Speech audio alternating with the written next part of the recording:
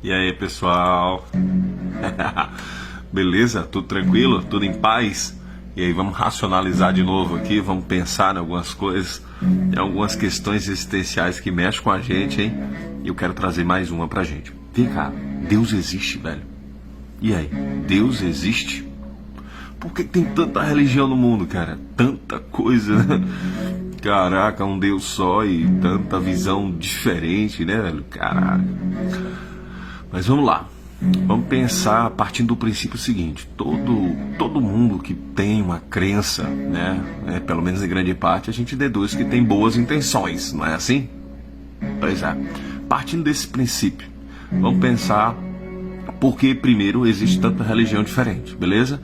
Então, primeiro passo, vamos pensar, vamos racionalizar. Suponha que você tem uma esposa, um esposo, e vocês querem emagrecer, beleza? Vocês querem emagrecer. Vocês conversam, entram num acordo, e o objetivo de vocês é emagrecer. Assim como o objetivo da religião, né, é definido de alguma forma, muitas vezes, né? Beleza. Só que aí, um belo dia, seu esposo, sua esposa chega estressado em casa, estressado, nervoso, sabe? Por algum motivo. E essa pessoa gosta muito de bolo de cenoura, adora, beleza? Mas aí você não sabe fazer esse bolo, beleza? Ou talvez até você saiba, não sei. E aí você vai fazer esse bolo pra quê? Pra você ver essa pessoa bem, você quer ver ela se sentindo bem, ela gosta muito desse bolo, você vai fazer isso pra ela, beleza? Aí quando você começa a selecionar ali os ingredientes, né, acompanhando ali a receita, ou você fazendo, ou alguém fazendo pra você, né? Chega um momento que tem que botar uma quantidade de óleo de soja, que é uma quantidade significativa, né? Mas aí na hora você lembra, caramba, calma, né? A gente concordou, a gente combinou, né, de emagrecer e tal, e aqui esse óleo vai ser uma bomba calórica, né? Pensou comigo? Aí você, cheio das boas intenções, cara, cheio das boas intenções, você vai lá e tira o óleo e coloca leite no lugar, né? Porque, poxa, ó, o leite é mais saudável do que o óleo, né? Aí você faz com todo amor, com todo carinho a receita, tal, papapam, bota no forno, e no tempo determinado, quando você tira, ao invés de sair aquele bolo macinho, gostosinho e tal, sai parecendo uma torrada seca de pão. Por quê? Porque por mais bem intencionado que você estivesse, o fato é que você alterou a receita, entendeu? Então, o resultado nunca será o mesmo, entende? Quando eu penso nesse tanto de religião, eu gosto de pensar dessa forma. As pessoas até que têm boas intenções, contudo, alteram a receita, ou muitas vezes não definem uma receita, não definem uma base para si, né? Deixa eu baixar só o volume aqui um pouquinho. Aê, muito bem. Agora então, vamos racionalizar a respeito disso também, para que haja um entendimento realmente assim, relevante, né? E tipo assim, fala aí, comenta o que é que você acha, o que é que você acha, eu tô errado, eu tô certo, o que é que você pensa? Então vamos pensar assim agora em questão de bases e alicerces. Tipo assim, vamos pensar em tudo que é edificado nessa terra, né? Por exemplo, uma casa não é edificada? Beleza. Na religião, as pessoas dizem assim, que todos os caminhos levam a Deus, né? Todos os caminhos levam a Deus. Agora, uma casa, ela tem muitos materiais. Eu quero que você pense nesses materiais como esses caminhos que levam a Deus, né? Uma casa tem telha, tem cimento, tem bloco, tem tinta, tem cerâmica, tem madeira, tem todas essas coisas. Só que veja, uma estrutura, uma casa sem o alicerce, as paredes cedo ou tarde racham e a casa cai, certo? Então o alicerce é essencial, não pode faltar, concorda? Então as nossas bases, nossas convicções, tudo aquilo que a gente acredita, meu irmão, tem que ter uma base, senão não se sustenta, tal como uma casa, um carro que tem um chassi e por aí vai. Agora, se você analisar o seguinte, ainda falando de materiais, tá? O alicerce tem cinco materiais, né? E aí você tem água, cimento, ferro, areia, geralmente areia grossa, e água, né? São esses 5: ferro, brita, areia, água e cimento, né? São esses 5. Mas se a gente substituir o ferro por madeira, que também faz parte da casa, esse alicerce se sustenta, ele se mantém? Obviamente não. Então você vai ver que os 5 materiais do alicerce, eles são incorruptíveis, eles não podem ser mudados. Se mudar, a estrutura já não será a mesma, não durará o tempo, né, que se dura normalmente com aqueles 5, né? A gente pode mudar a cerâmica, pode mudar a tinta, pode mudar um monte de coisa, mas no alicerce não pode mudar.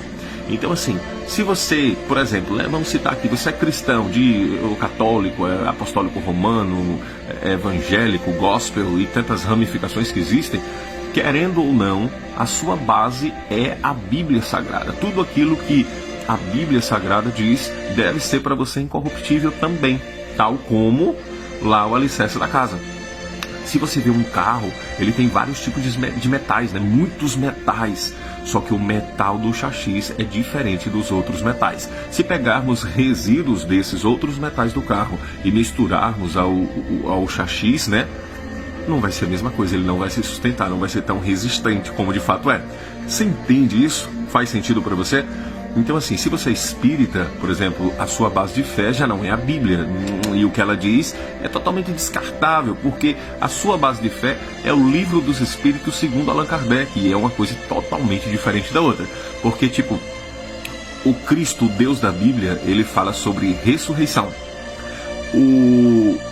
A ideia trazida por Kardec no Espiritismo, por exemplo, é reencarnação, e são opostos, entende? Então assim, a gente entende de forma assim até óbvia, né, que água e óleo não se misturam, mas quando parte para o lado da religião, a gente acaba, parece que descartando a racionalidade. Então é só uma base para você ter. Eu peguei essas 2 referências porque são assim, uma das mais conhecidas, mas também tem Umbanda e tantas outras, e a gente vai falar sobre isso mais na frente.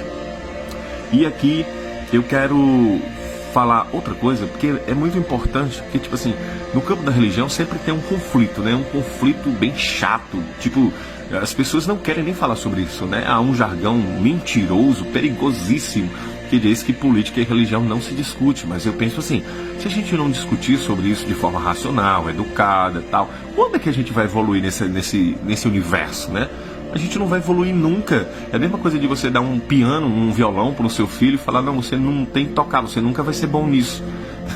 Né? Se ele não praticar, de fato, ele nunca vai ser bom naquilo, mas se praticar, vai ser bom. Então, racionalizar é muito importante. Discutir isso de uma forma racional é também muito bom. Então, vou pegar uma crença, porque você pega uma pessoa religiosa e aí quando você vai conversar com ela é como se você tivesse chamado ela para briga, né? Mas as crenças instaladas em nossa mente, elas não são flexíveis, porque a gente não para só para pensar. Caramba, nossa mente está aqui, é só pensar. Fácil demais. Teve uma crença que eu sei que você tem? Eu sei que você acredita que a atividade física faz bem para a saúde. E aí, não é verdade isso? Poxa, atividade física faz bem para a saúde. Só que não. Pois é, tem mentira aí nesse meio. Se você sai da sua casa e se desloca andando, caminhando, pedalando a 1 quilômetro da sua casa, você está fazendo atividade física. Mas se você não faz isso todos os dias ou numa sequência da semana, né, adotando uma disciplina, você não vai ter boa saúde. Entende? Você vai chegar lá ofegante, né? Você vai transpirar, você vai até perder umas calorias, mas se você não der continuidade a isso, o que é que vai acontecer? Vai voltar tudo, o seu cérebro coordena seu corpo de forma até que individual para você recuperar aquelas calorias que foram perdidas, correto? Então a verdade não é atividade física faz bem para a saúde, mas a constância de atividade física faz bem para a saúde, entende? Até porque a gente tem que analisar principalmente o resultado. Quantos homens todos os finais de semana não joga aquela pelada, né? O futebolzinho do final de semana. E todos eles têm uma barrigona de chope, né? O resultado é a barrigona de chope. Agora a minha pergunta é, aquela barrigona de chope é sinônimo de saúde, de boa saúde? Em que mundo? Pois é, não é, né? Então assim, quando a gente pega o resultado e a gente analisa esse resultado, a gente vai entender que a gente está equivocado. Por mais que a gente pense que está certo sobre algo, quando o resultado não é bom, estamos errados, isso é óbvio, entendeu?